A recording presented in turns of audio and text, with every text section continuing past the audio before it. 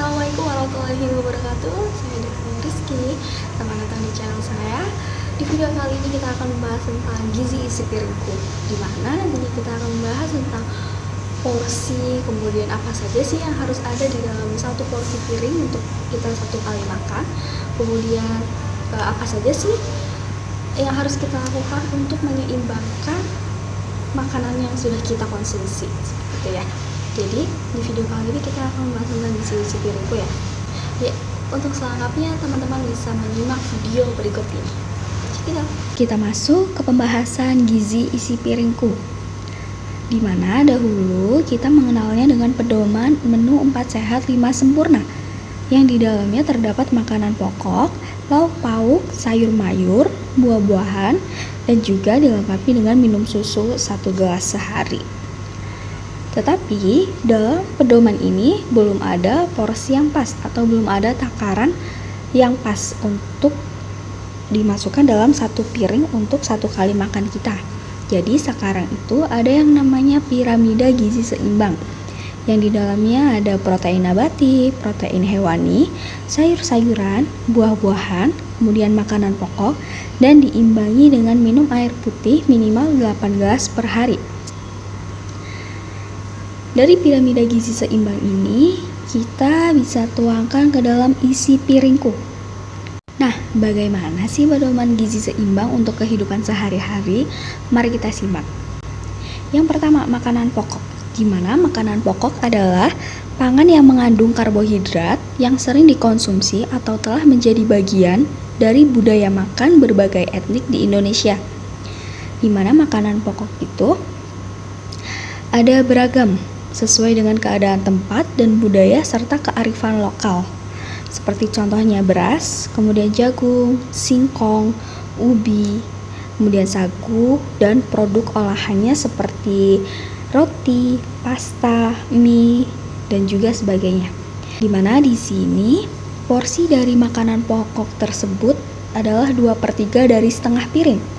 Sebagai panduan makan gizi seimbang dalam satu piring, disarankan mengonsumsi makanan pokok seperti 150 gram nasi atau sama dengan 3 centong nasi, atau juga bisa diganti ya menjadi 3 buah kentang ukuran sedang, atau juga bisa dengan 75 gram mie.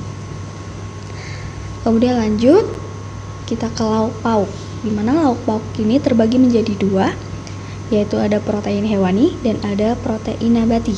Protein hewani ini contohnya adalah seperti daging sapi, kemudian daging kambing, kemudian dari daging ayam juga bisa, ikan, kemudian telur, susu. Dalam satu piring panduan makan gizi seimbang disarankan makan lauk hewani atau makan protein hewani seperti 75 gram ikan kembung, 2 potong ayam tanpa kulit ukuran sedang atau seberat 80 gram, atau 2 potong sapi ukuran sedang seberat 70 gram. Kemudian untuk protein nabatinya bisa dengan tahu seberat 100 gram atau 2 potong tempe ukuran sedang seberat 50 gram. Di mana takaran dari lauk pauk itu sendiri adalah 1/3 dari setengah piring. Lanjut, ada sayur-sayuran. Ya, di mana sayuran merupakan sumber penting dari banyak nutrisi, termasuk di dalamnya potasium, asam folat, serat makanan, vitamin A, vitamin E, vitamin C, dan antara satu sayuran dengan sayuran lainnya tentu saja memiliki kandungan gizi atau nutrisi yang berbeda. Di mana di sini dijelaskan bahwa sebagai panduan makan gizi seimbang disarankan dalam satu piring mengonsumsi 150 gram sayur atau sama dengan ukuran 1 mangkuk ukuran sedang. Porsi dari sayur-sayuran tersebut adalah 2/3 dari setengah piring. Jadi sayuran itu porsinya sama dengan makanan pokok, 2/3 dari setengah piring. Kemudian manfaat-manfaat yang terkandung dalam sayuran itu juga ada, diantaranya mencegah dan mengurangi stres berlebih, memperlancar buang air besar, mencegah penyakit jantung dan kanker, mempertahankan berat badan seimbang, kemudian juga sumber energi tubuh, membersihkan racun dalam tubuh atau detoksifikasi, mencegah kelahiran bayi cacat, menjaga kesehatan mata, membuat kulit sehat, memperkuat tulang, juga menu makanan sehat. Jadi, manfaat sayuran bagi tubuh salah satu cara paling sederhana yang dapat dilakukan untuk membuat hidup lebih sehat. Kemudian lanjut, ada buah-buahan, di mana porsi dari buah-buahan itu sama dengan porsi dari lauk pauk, yaitu sepertiga dari setengah piring.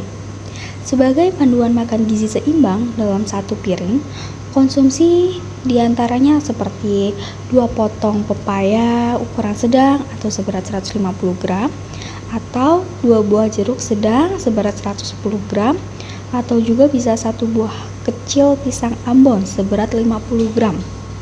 Buah-buahan merupakan sumber berbagai vitamin, seperti vitamin A, vitamin B, B1, B6, dan vitamin C.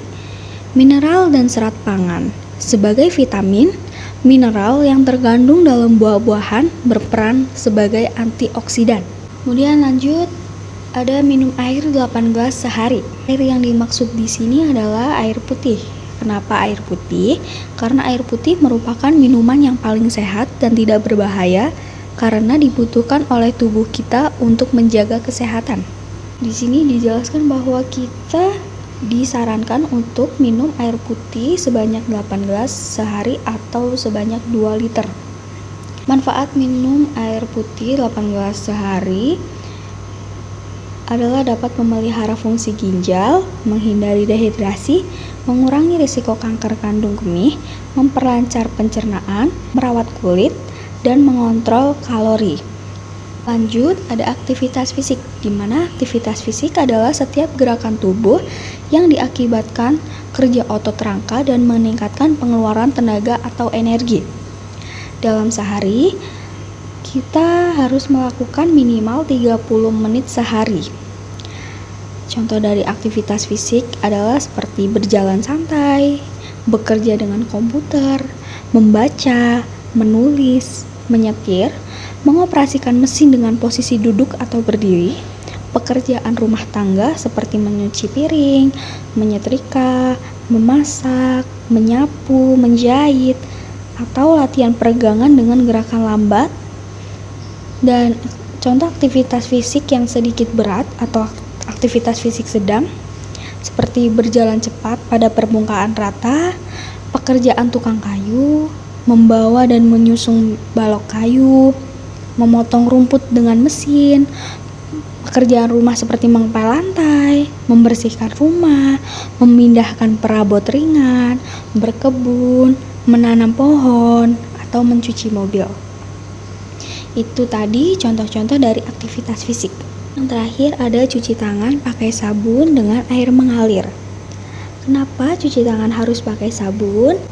Karena tangan melakukan banyak hal seperti memegang hewan peliharaan, membersihkan kotoran, menyiapkan makanan, memberi makan anak, menyusui bayi, dan lain-lain. Jika tidak dicuci, maka dapat memindahkan kuman penyakit. Kulit tangan kita selalu lembab karena secara alami mengandung lemak. Oleh karena itu, kuman atau kotoran mudah menempel di tangan kita dan akan berpindah ke benda atau makanan yang kita pegang. Kuman-kuman penyakit senang berada di tempat yang kotor.